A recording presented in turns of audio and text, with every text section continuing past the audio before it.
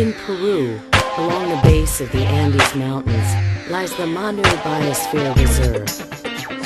Covering about 4.5 million acres, it's the largest and most undisturbed tropical rainforest in the world. Extinction. There are many beautiful creatures that live in the Manu rainforest in Peru.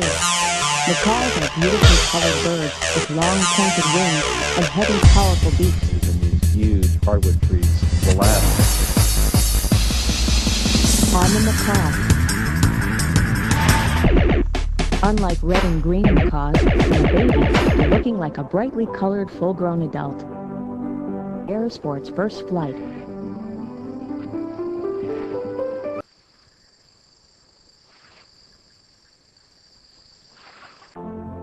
It is probably a family. If there are more than two flying together, macaws fly in pairs together to preserve live in the trees. Underneath and pick up nuts which are hatched by the capsters. Because they are hunted for their fur.